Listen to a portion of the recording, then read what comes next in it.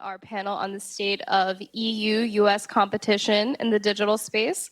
We've got a great panel here for you today, and especially with the addition of our last panelist, who we are very lucky to have to talk about some of these digital issues surrounding the Russian invasion. We're going to start by having the panelists go down and introduce themselves, talk a little bit about their work and what it has to do with EU-US relations. So let's start with Sean.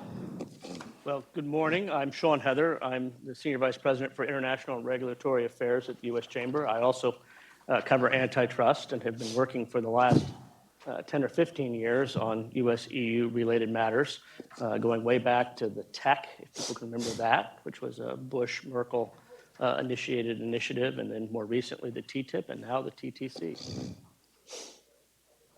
And I'm Jens Jeppesen. I represent Workday. I'm based in Brussels, Belgium, and I look after Workday's policy and corporate affairs activities in the European region. It's a pleasure to be back in Washington. It's been more than 2 years, and that's a long time for somebody who's been working on transatlantic issues for many years now. So thanks for the invitation. I appreciate it. Hey there, everyone. I'm Alex Greenstein. I'm director of the Privacy Shield program over at the Department of Commerce. I got into this through a little bit of a roundabout way. I worked for 19 years at the State Department on the most recently EU issues, and so ended up working on data privacy out in Brussels. Then I was director for the European Union over at the White House, and then I was worked on the National Economic Council doing tech policy, and then moved over to commerce and have been working on this, and we've been working assiduously on our negotiation of an enhanced privacy shield framework to restore stability to transatlantic data flows. And I'm Alina Polyakova. I'm president and CEO of the Center for European Policy Analysis. Sorry, is there an echo on the mic? Okay, we're good. As an institution, we work a lot on transatlantic issues. Obviously, Russia and Ukraine has been dominating a lot of our work more recently, but in particular have been working for many years trying to understand how authoritarian states like Russia, China, and others are trying to use basically Western companies to censor the kind of information that their populations are able to see, something that we call digital authoritarianism. And as part of that, how the transatlantic community should come together and respond. So a lot of issues around the TTC now, obviously broader questions about some legislative efforts in Brussels around the DMA and DSA and how that hurts or helps transatlantic decision-making, unity, and tech regulatory policy. Thanks. Thank you. With that, let's start right at the top with what's going on with Privacy Shield. I would love if Alex could, give us a briefing of what's going on with negotiations, what we can expect to see in the next couple months, and what some of the main sticking points are right now. Sure, thanks for having me. And this is definitely sort of a priority for the Biden administration. It's something that is it really cuts to sort of the heart of sort of like the transatlantic sort of values and sort of the importance of sort of the transatlantic economy to both the United States and the European Union and the role it plays in the broader transatlantic relationship. So a little bit of a history lesson. We're dealing with the fallout from the Schrems II decision, which was regarding data transfers from Europe to the United States using the standard contractual clauses. However, and that's one of the EU data transfer mechanisms that, because the European Union has a presumption that data should not be able to transfer overseas unless there is equivalent laws in sort of the other country. That's under the General Data Protection Regulation, their data privacy law.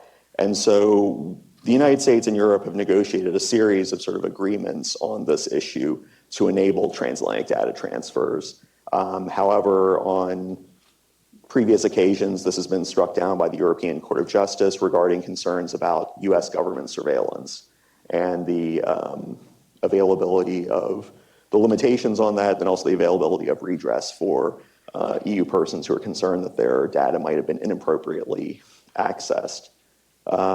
We negotiated an agreement a few years ago called the Privacy Shield Framework. That was struck down by the European Court, and now we are in the process of negotiating an enhanced privacy shield that would address the concerns raised by the Court of Justice in the Schrems II case. It's important to note that what we're negotiating is only about national security issues and government access to data. We're not sort of revisiting the commercial elements of the framework, which the court didn't have any issues with. And so it's important to note that this is something that it needs to be dealt with sort of between governments, because this is essentially about national security issues. And so what we're working to negotiate right now are something that threads the needle between sort of what the European Court of Justice requires under sort of European human rights law and fundamental rights, and then also sort of what is possible under sort of the US Constitution, and then also sort of what is, I guess I would say, sort of advisable given sort of the national security commitments the United States has and our need to protect the United States and our allies. And I think that sort of as we've seen recently, I mean, it's a dangerous world out there, and that sort of reinforces the need for robust national security access to data with sort of appropriate limitations for protection of fundamental rights. And so that's sort of what we're focused on right now. This has definitely been a little bit of sort of a long haul, and we definitely recognize that there has been a lot of instability in data transfers, and that companies are operating in an environment of uncertainty right now about whether or not it's permissible to transfer data. And that's sort of why we and our partners in Europe are working to try to conclude this negotiation as quickly as possible, because we sort of recognize that it's having an impact on sort of both US companies, but also European companies who want to be able to use US services, and also, to be honest, do business here and operate their operations and factories and things like that here in the United States. And can you give us any timelines? It's a question I always get, and I can't really make any predictions, but we're definitely sort of, I think that we're sort of in the home stretch, and I think that, like, we hopefully will have good news soon, but I can't make any promises. Yeah. Okay, let's move on to Sean for a little bit and talk about some of the impact on businesses this uncertainty has had. What are you hearing from the business community on what it's like to sort of wait on a new privacy shield and not be sure if your standard contractual clauses will stand up, and how you're sort of feeling in the meantime? And more broadly, can you speak to just the EU-US relationship as the EU continues with new bills about data, AI, the DMA and the DSA, and how the US and the EU can align when the EU is being so much more aggressive than the US is? Well, there's a lot there. Obviously, this is the State of the Net conference. You all know more so than maybe anybody else I speak to how important the flow of data across borders is. It is the lifeblood of the modern economy, and so it is natural for companies to want to find legal certainty in terms of being able to support those data flows. What is important, and what Ashley said, is that while a lot of the attention is on Privacy Shield, the court decision last July, a year ago last July, said that Privacy Shield needed to be struck down, but they put a giant question mark next to standard contractual clauses. And standard contractual clauses are the workhorse of data flows. Privacy Shield's important, it's symbolic. Lots of small and medium-sized enterprises rely upon it. But when you look at the bulk of the data flowing between the United States and the EU, it flows underneath standard contractual clauses.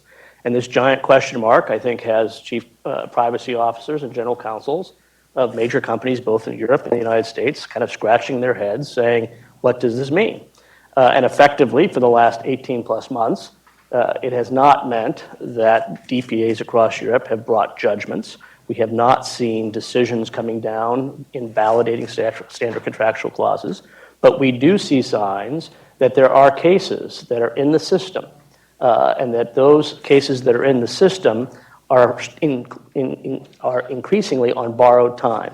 They are not the kinds of decisions that the DPAs across Europe can continue to push off. They're going to be forced, I think, at some point this year to begin to make some determinations and decisions. And the question is, if standard contractual clauses are an invalid tool to transfer data between the United States and the EU, we have no legal mechanism by which to do so. So the pressure is really on Alex, and you and the Biden administration have made this a priority from day one. It was a seamless transition from the last administration to this. This is issue number one as far as the chamber is concerned in the U.S.-EU relationship. If we can't solve for this, there's no reason to have cooperation in the TTC. The entire TTC agenda, when you look at the 10 working groups, all has components about data and the ability to move data at its heart. So this is job number one. I am optimistic. There are signs for those who are watching this closely that the EU understands the importance. I'm also optimistic that sadly, because of the events of the last week or so, that there may be even a greater sense of concern and importance to ensure data flows between the United States and Europe. You would never want to say there's a silver lining to an invasion, but I do think that this has put a renewed emphasis on the importance of transatlantic ties. So I am optimistic that we might see, and I'm not in the negotiating room, I'm not at the table, but I feel like we have a chance to see something maybe mid-spring, late spring, early summer. That would be the window in which I'm watching right now.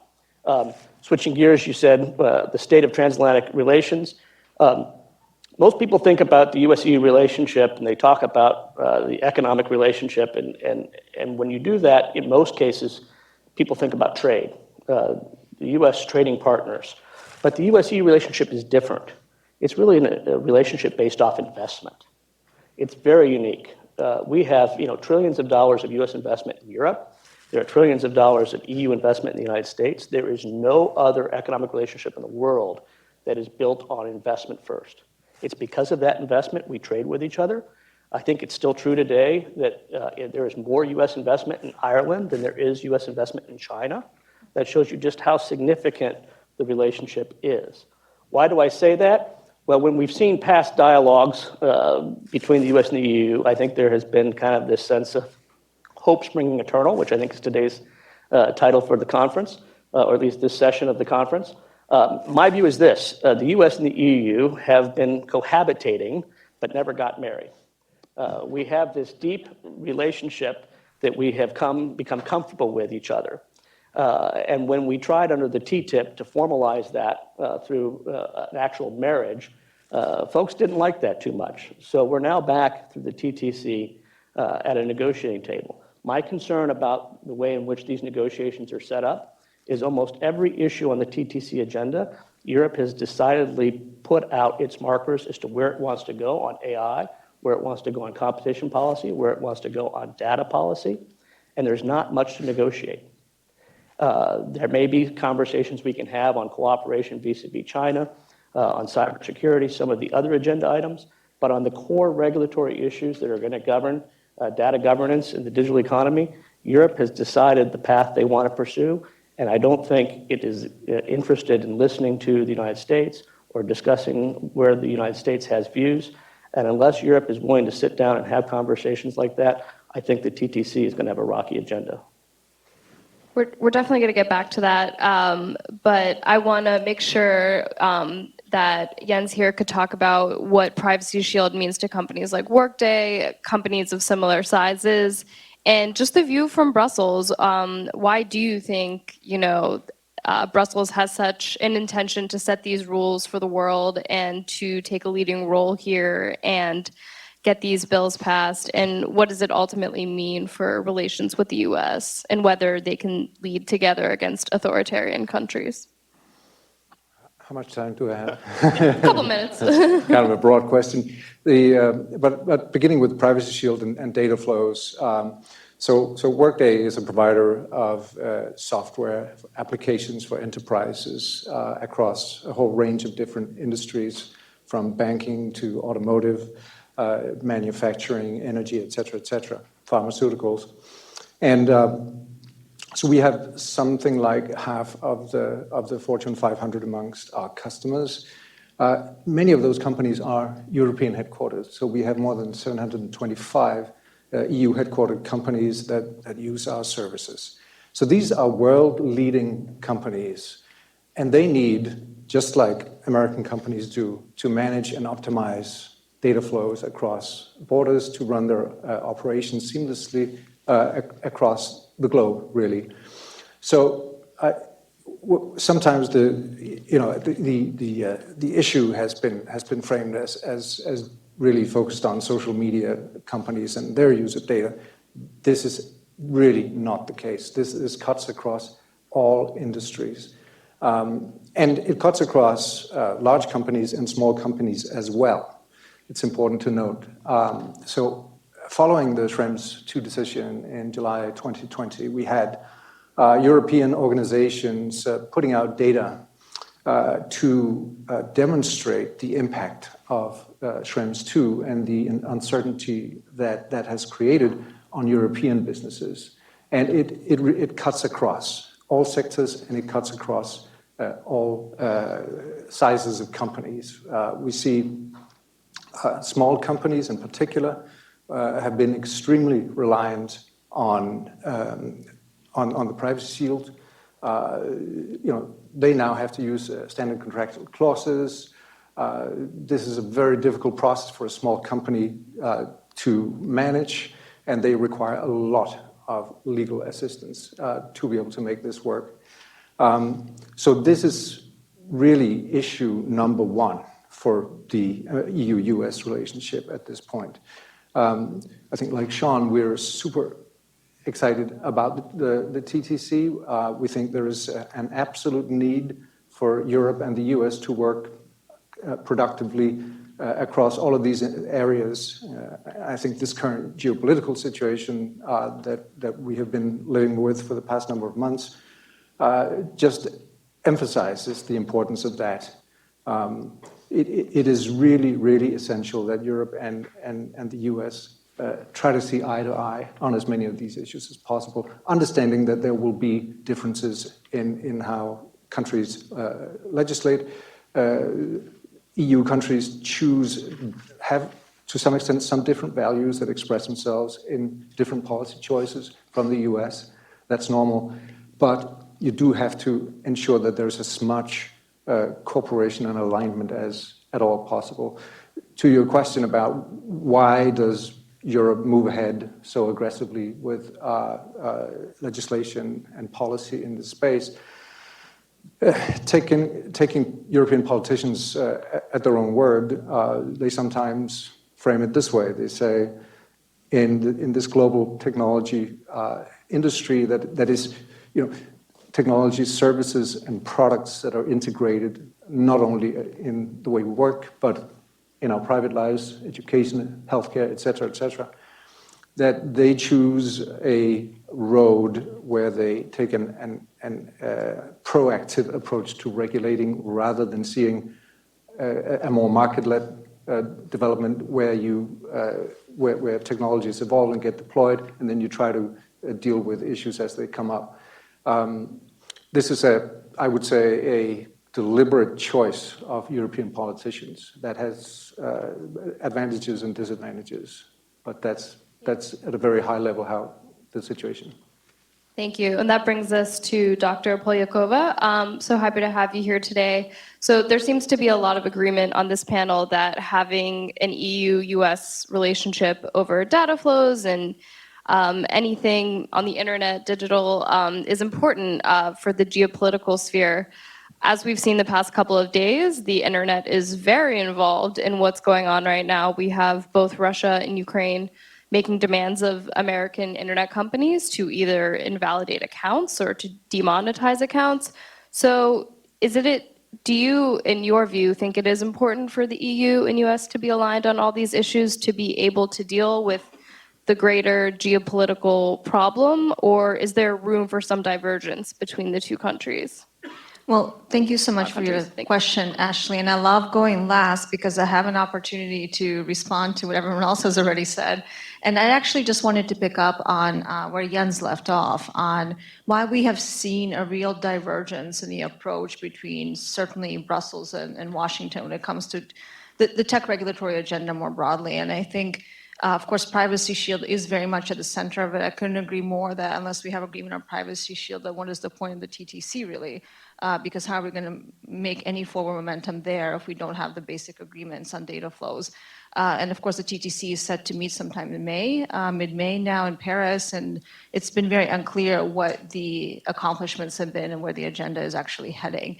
That being said, I think what I've noticed over the last several years working on these issues is just a very different lens for understanding the geopolitics of technology in Brussels and Washington. And of course, in the European perspective, a lot of that focuses on individual data protection and privacy. In the United States, the lens is much more about national security. And I think it's very difficult when I go to Brussels or other European countries to make the point that this is about national security and that we have to prioritize that. And I think what's happening today, certainly with the renewed Russian war in Ukraine, lends just much more credibility to that perspective than that we should, number one priority, while data protection, individual rights is of course deeply important, but not when it goes against our broader transatlantic security. So that being said, it's been very concerning to see what has been a freight train of a regulatory agenda coming from Brussels, which, by the way, doesn't fully represent the views of the European member states themselves. There's actually quite a bit of divergence, certainly for some Central Eastern European countries, the Baltic states, and elsewhere from what has become a very French and German-driven agenda on the tech regulatory side. And so there's a tendency, I think, to see things like the DMA and the DSA and the AI Act and all these things, from things we see coming out from Brussels, as representative of the European perspective. But in reality, it's not necessarily. And so there are a lot of smaller companies that aren't being classified as gatekeepers, medium-sized companies in places like Scandinavia that have a very active tech market, have some concerns that, they don't want to clamp down on US companies just to be replaced by French companies. And so there's a lot of divergence in how the European laws that we're going to see enacted in the next several weeks here, most likely, are going to affect the European ability to compete. And I think the big question for Europe, and this goes back to what Jens was saying about why has Europe taken this leadership role on the tech regulatory agenda, even though most of the companies we're really talking about are not European companies. And I think the reason for that is because there's a real fear of being left behind. Obviously, the US still leads in technology innovation. China is actively and aggressively competing there. So what is really Europe's role? And I think European policymakers have carved out regulation, sometimes, unfortunately, in the service of regulation versus in the service of innovation, as their leadership in the world, part of their leadership portfolio. And this is where I think Europe sees its ability to have impact in the world through norms, international standards, et cetera. But of course, I agree that it's probably a little too early for that because some of these technologies are still very nascent. And I think now that we look at what's been happening in Russia, of course, and China is also part of this dynamic, but to zero in on Russia a little bit, deeply concerning developments about how the Russian government has been using and abusing Western tech platforms in the service of digital censorship, in the service of digital authoritarianism. Just over the last several days, we've really seen a culmination of what actually has been a years-long effort by the Kremlin to force companies to comply with increasingly draconian local laws, the so-called new landing law, as it's called, that is affecting basically all companies, social media, broader tech companies, platforms that are operating in Russia, and de facto making them much more vulnerable to things like detaining, arresting employees of these firms if they don't comply with these draconian laws. They're demanding the takedown of content that is truthful content, which of course companies have been resisting for a long time. I think that's important to know, and paying a lot of fines. But at some point, I think they come to a question of, do we want YouTube in Russia still? And of course, YouTube, for example, has been the only reason why Russian opposition voices or independent voices have had any avenue for expression in a deeply state-controlled environment. Or do these companies just pull out and basically cede the information environment completely to the authoritarian state? And I think it's a really difficult situation that firms find themselves in. I think it's really should be the prerogative of the US government and European leaders to stand up for democratic values of free expression and to support and push back on some of these very aggressive authoritarian tactics that we see deployed. But I think right now, companies are kind of left in the lurk a little bit to figure out for themselves.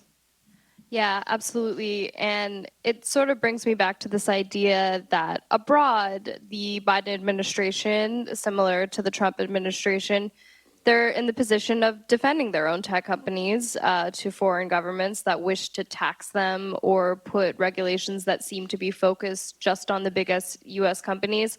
But at home, they want to regulate them themselves. Maybe you could speak a little bit to this tension that the U.S. government seems to defend our companies abroad, but at home there's a pretty robust competition agenda going on and a desire to have more content moderation and more privacy. Not saying we've passed many laws, but there are many efforts. Can you speak to that tension?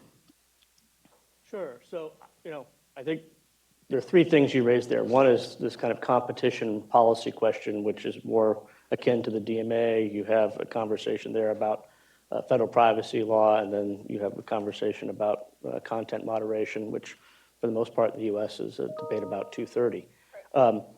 In the competition lane, in the pure competition lane, I don't see the Biden administration fundamentally having a different position abroad from what they have at home. The administration has made it clear that they do not support the DMA as drafted. They've made it clear to the Europeans that there's a variety of things that need to change. And at home, the domestic legislation that is, I think, most furthest advanced in the Senate, the administration has not put out a statement of administrative support for that. And in fact, you see large amounts of folks on the Democrat side of the aisle who have deep concerns with the way in which that is drafted, which is very similar to the DMA. Where I think you have tension in the administration is what should regulation look like in this space? And there I don't know that they have an answer. They know what they don't like, but I'm not sure they know what they do like. So when they put their opposition out there to Europe on the DMA, when they had withheld their full support for what's happening here at home, I think that's entirely consistent. What one should do about platform regulation is where I think the administration is still trying to figure out what makes sense, what would look like good regulatory practices, how much of this should happen as a matter of antitrust law versus regulation. In the United States, we're trying to do it as an amendment to our antitrust laws. In Europe, they've decided not to amend their antitrust laws and do it as a matter of regulation. These kinds of questions, I think, are very much still unanswered with the Biden administration. When you move to the privacy space, obviously, as Alex said, the debate around the US-EU is not about whether or not we have adequate protections for privacy in the United States from a commercial standpoint.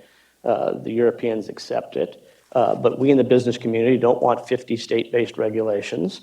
We want to see a federal privacy solution. The chamber is very much in favor of that.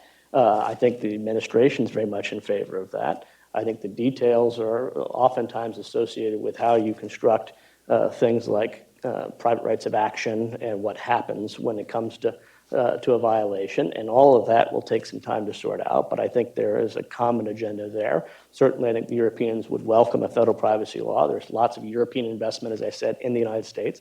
They don't want to have 50 state privacy frameworks by which to address. In the third area, which is this content moderation kind of debate, this is the one where I think it's the toughest to figure out what is a legislative or regulatory path forward. Obviously, you have clear requirements under our Constitution for free speech, but we also know that you can't yell fire in a crowded theater. And what is the online version of that has yet to be figured out. And so whether that is figured out over time as a matter of common law in our courts or whether that's figured out by the United States Congress, I think we're a long way from having that answer, but the urgency is clear. It's not only being sorted out in Europe through their efforts with what they call their DSA, but I see dozens of countries around the world who are putting content moderation frameworks in place. Many of those are within authoritarian governments who are dictating terms. What is legal content versus illegal content when you look at these regimes is very unclear. Companies are left to try to decide for themselves how to interpret the law. And then the ways in which they must comply, in many cases, are completely unreasonable and outright crazy. So that space is the one that both from a policy standpoint as well as from civil society and the business community is where I think there is the most room to figure out what the path forward is. But again, on the competition piece, I think the administration is clear on their opposition to both approaches. What they're not clear on is what the right approach should be. Does anybody else have anything to add? Yeah, if I could just chime in there specifically on the content piece, because I've been working on issues around counter disinformation efforts for too many years, that I'd like to admit. I think one of the things that we have to really pay close attention to is the precedent-setting nature, which I think what Sean was just alluding to. Some of the legislation that we see emerging that talking about online harms and not really defining what that means, talking about illegal content. Basically, some of the European proposals have been copied and pasted by countries like Russia into their own law, and now that very same language is being used to repress and oppress independent voices, saying that this extremist content, that it's illegal content, that there's online harms in certain content, which is of course truthful content. So it's being used in the service of censorship and repression, rather than what they're supposed to be used as. And I think this is where we also hit this real problem. We haven't talked about this yet, but around concepts like digital sovereignty as well. This is the same concept that the Beijing uses as well to talk about their desire to control the online space. And this concept has also become pervasive in the European debate as well. And so I think that question is, where do the values come in here? And if the United States and Europe are divided on the tech agenda front, then we'll be divided on the values front. And I think we need to start really pushing our governments to not leave companies just out there fighting the large authoritarian states on their own. It's long overdue. And frankly, I think the current situation is just so deeply disturbing that hopefully, I think there's a silver lining. Hopefully the unity we're seeing right now between Europe and the United States and the response to Russia will be channeled into greater cooperation on this particular agenda as well. Did you have something to add, Alex? Yeah, I mean, I think that is a very good point. And also sort of having observed sort of EU-US discussions, particularly on privacy, but also on tech policy more broadly. I mean, I think one of the things is that there can be a little bit of an excessive focus on sort of, I guess I would say, sort of the instrumentalities of how to implement sort of policy and the differences that we have there. And that can sometimes obscure the sort of fundamental sameness of our values. And I think that's something that really, I think both sides could sort of stand to work through, is sort of looking more at how we implement sort of our policies in practice and how that reflects sort of our fundamental values. I mean, the example I'm thinking of here is in terms of privacy. Certainly we have sort of different approaches to it, but from the United States standpoint, I mean, we argue that sort of it's not a question, it's not a decision between sort of privacy and security. You can have both of those things, but you just need to sort of have the right policies and approaches in place. And we're trying to dig into that. One of the things that sort of gets less attention than Privacy Shield, but there are discussions now at the Organization for Economic Cooperation and Development about what are the appropriate safeguards and limitations on government access to data. And really, this is bringing together practitioners from the national security communities in Europe and the United States, along with sort of people who are responsible for fundamental rights, and looking really deeply into sort of what are the best practices around sort of government surveillance. And we're finding there's a lot of commonalities there. And certainly, we have different legal systems in Europe and the United States, but when it comes down to it, the values that underpin them are quite similar, and you find a lot of best practices. And so I think that does give me some hope for this moving forward, that we have sort of more in common than we have different. And then also sort of certainly the current crisis, I think, does focus minds on that a little bit. That's my 2 cents. Yeah, thanks, Alex. That makes a lot of sense. And I recall Ambassador Bill Kennard saying in meetings that with the EU and the US, it was sort of the narcissism of small differences. I think it's a pretty apt observation, given that the policy issues that are being debated and the values that underpin them are so similar, whilst the institutional setup and the political dynamics are different. And you mentioned the Franco-German. The locomotive is back on track. The French-German locomotive of European integration. After Brexit, there's a big UK shaped hole in the union where there was this push or pull towards open trade, restrained intervention in markets and so on. And so we really see that now. The digital sovereignty concept that you mentioned, President Macron likes to talk about strategic autonomy. We currently have the French presidency of the Union, and this has been an incredibly strong narrative that runs across all kinds of policy areas. Just one quick example is there are cybersecurity standards being developed, which for the entire EU, that's entirely sensible to have that cybersecurity framework for cloud services across the EU to replace national standards. Brilliant idea. But what the French have tried to do is to introduce what they call sovereignty requirements. So that certain parts of the cloud services market can only be serviced by European companies with maximum percentage of foreign ownership, with no involvement of non-EU staff, with strict data localization requirements in place. And so we're seeing this political narrative now really being reflected in different policies across the sphere, and in a way that is probably actively harmful to what the cybersecurity framework seeks to put in place, because what you do not want is to have it such that European organizations, public sector organizations, or companies cannot use the best possible cybersecurity technologies in the market. So there's a lot of work for us to do on this. If you look at the way things are going, I mean, it seems though data sovereignty and this balkanization of the internet is happening all over the world, in Russia, China, India, the US, Europe. I mean, how do we sort of come together and have a free and open internet again, where every country doesn't have different rules and the internet doesn't look a little different depending on where you are? Is there a coming back to that, or have we gone too far? I can start us off there if you don't mind, Ashley.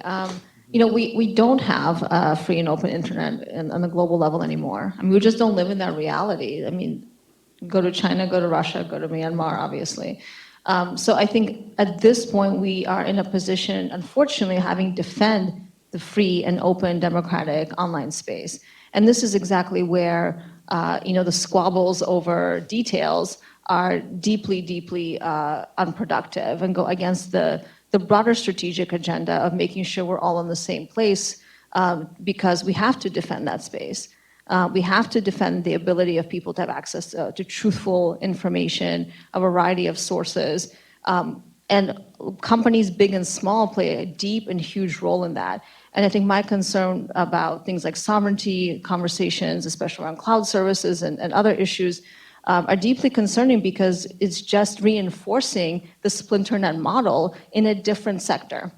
And we have to really shift lenses, because if we keep moving in this direction, we're just going to reinforce the authoritarian vision of the online world. And it's not the vision I think that many of us here share, or that many individuals would like to be a part of, frankly. And so that's the big issue today, like whether we can move away from, you know, the EU wants to lead on regulation, and you know, we can put innovation on the backbench there, where we are on competition policy, et cetera, et cetera. We do align on the bigger, broader principles. And I think we have to come back and compromise. And I think a lot of that compromise, I think, has to happen in Brussels, because they have been so much further along on setting out their demands and their agenda. And the US has been lagging behind there. It hasn't been as engaged on some of these issues until the current administration. So there's a lot of work we have to do, but I don't want to, you know, raise the alarm bells too much. But I mean, we're in a really bad place right now, and we have to move really, really quickly to ensure that what we still have, that we're going to have for future generations. Sure, go. I'll just build off of what you were talking about. I think the one area where we risk atomization or fragmentation is artificial intelligence, where the EU has moved forward with legislation last year, a very broad and ambitious piece of legislation. It's early stages yet. It has a number of very sensible components that I think will find a receptive audience on the US side. However, it is not clear that it will hit the right balance between the dual objectives, which are to create an ecosystem of excellence and innovation, as well as an ecosystem of trust and a vibrant market for trustworthy AI applications. So I think, talking about back to the TTC, we would very much encourage the US government to be as engaged as possible and as forward-leaning as possible in terms of dialogue with EU policymakers in this space. The regulation is going to set out sort of technical standards for compliance. I think the worst outcome would be if we have a set of standards coming out of Europe that are then not compatible with what NIST, for example, has been working on here, something that Workday has really supported. And so if we can use the TTC to facilitate alignment and interoperability and a sort of these two pieces docking together nicely, I think that would be the best outcome for all of us.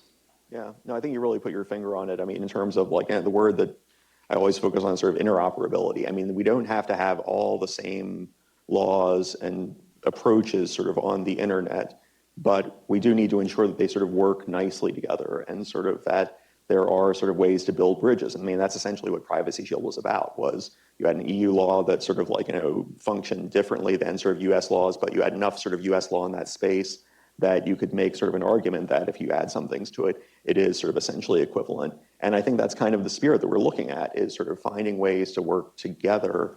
And that's also gets to the issue of trust. I mean, trusting that, yes, the other systems may look somewhat different, but since we operate on the same values, that we can accept that will probably get you to the right place. And I think if the question was where are we headed, I think the answer is we are not. We are in a state of fragmentation. The question is how much more fragmented will we become?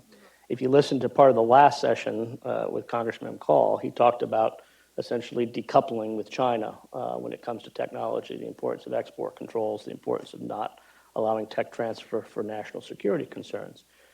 If Europe decides to take a maximalist approach in terms of divergence with the United States on DMA, on DSA, on AI, on the cloud, we haven't even talked about the Data Act, which just was put out last week, which is an entirely effort to say, look, we're going to redefine what the definition of data ownership means, what it means for B2B business relationships for data. We're going to compel the sharing of data, which is a property right fundamentally. If Europe decides to go down a completely divergent path from the United States, we are talking about a decoupling between the United States and the EU on digital economy policy. When I heard you lay out the cloud stuff, I said to myself, are we talking about France and Europe, or are we talking about China? The idea that you're only going to have a certain amount of local content, you're going to only allow a certain amount of foreign direct ownership into a space. These are the tools China has used that have caused the challenges we have today in the US-China trade relationship. And so to the degree to which Europe is headed down that same path, we will end up in a position of decoupling. And that's going to be very difficult when you look at, again, where I started. Our relationship has been built on investment. We have invested deeply in each other's markets. And that investment is something that American businesses are interested to continue to make additional investments in, and European businesses are interested in making additional investments here in the United States. So we need to figure out how to get around the table at the TTC and work on these issues. But we do have some serious challenges given where Europe has decided to set out its agenda and where we stand today to these conversations in the United States. And since we have Dr. Polyakova here and there is so much going on with the Russian invasion of Ukraine, I just want to ask you, what has been sort of the most striking thing to you in the past week or so that you've seen online having to do with the social media companies, Russia, Ukraine, and the attempts at censorship, and even just a lot of the misinformation we're seeing. Has anything been particularly shocking to you or different? Well, it depends what the relative starting point is for shock, right? I think we're in a much better place than we were, for example, in 2014 when Russia invaded Crimea and eastern Ukraine, which is when I started working on disinformation issues, where the Russian narratives were really propagating into Western media, and they were being spread very widely on social media. And then we saw how our inability to really grasp the importance of that then, of course, came to us here in the United States in 2016 and then elsewhere. I think I've seen how companies have actually learned a huge deal over the last 8 years and have been quite active in removing content, fact-checking content. And this has really been a thorn in the Kremlin's side. One of the big conflicts that we've seen emerge the last week was over fact-checking. And Meta's policy of fact-checking content, labeling content, the Russian government demanded that they stop doing this, or they're going to basically start limiting access to their platforms in Russia, and they have been doing that, and Meta only partially is complying with this. And again, I think companies have been trying to push back. I think one interesting development has also been the European Union now banning Russian state-sponsored media outlets like RT, Sputnik, and others. And my understanding is that the companies are following the EU now, I guess, supposed law on this. And that's been a really positive development. But of course, I think the big question is, there are companies like TikTok, where are they going to go? Platforms that are operating in these authoritarian states, but are not necessarily as concerned about issues around false, misleading information. I think we have to ask ourselves, do we want our children to be using Facebook or Instagram or TikTok, right? When we're talking about control of false information. So I think it's been a much better situation. I think governments have, especially the US government, has been very effective on the broader information messaging side. And I think certainly Ukrainians, certainly people in Central Eastern Europe are much, much more aware of disinformation, and they're have a much more critical lens on it. To be fair, I think to be honest, I should say, it's been really depressing to watch as well how deeply penetrating the Russian state propaganda has been Russian society, which again is why I go back to the point of, we have to fight to maintain freedom of access of information in these authoritarian states while we can, because that window is closing. And the majority of Russians, despite the very brave and courageous Russians, have been protesting the war and getting arrested and thrown in and beat up and all these things over the last several days. That's still a minority. And the reason for that is because most people are buying the state narrative. And why? Because they don't have access to other information. They're watching state-sponsored media because that is the mainstream media. And that is the dominant information source for many Russians. And I think we see what that leads to, right? So, it's a better situation. I think companies have learned. Unfortunately, I don't think governments have learned as much, because we still don't have, just a basic regulatory framework that will give companies some guidance on what they should or should not be doing. I'm not talking about, things we were talking about earlier, but just some basic guidance. And so now we have, companies doing all kinds of different things, as they have been for many, many years. And it's also creating a lot of loopholes. So, Twitter may be able to remove something, but Facebook is not, and et cetera. It goes on like that. So that is really limiting our ability to counter disinformation and false narrative on the online space. But I do think things are better than they used to be. Yeah, I mean, just last night, Meta announced that they took down a coordinated inauthentic activity attempt, but it reached far fewer people than it maybe even would have a couple years ago. Nothing like what we saw in 2016 with the US election. It was a much smaller impact. So a lot of what me and my colleagues have been seeing in the past couple of days is it's not so much these sophisticated online disinformation campaigns, it's just regular people going online and retweeting something that isn't from the current conflict, or was a picture taken out of context, or just something that was totally unrelated, but you got a bunch of people rallying in support of Ukraine to retweet it, and we see a lot of confusion there too. So the companies are in a tough position, you'd like to see the support for Ukraine and all of the retweets and the interactions we're seeing, but even some of this positive content or pro-democracy content is not accurate. So there's a lot to unpack there. I just want to make sure before we wrap up, if anybody had anything else to add broadly about Privacy Shield, anything we missed? And you said in a week, right? Yeah, no, next week it's done. Yeah, totally. Well, But no, thank you thank guys. Did you want to add anything? Well, I think it is just worth pointing out that this is a very concrete concern, the Privacy Shield, but behind that sits this whole other dimension of EU-US issues in the technology space.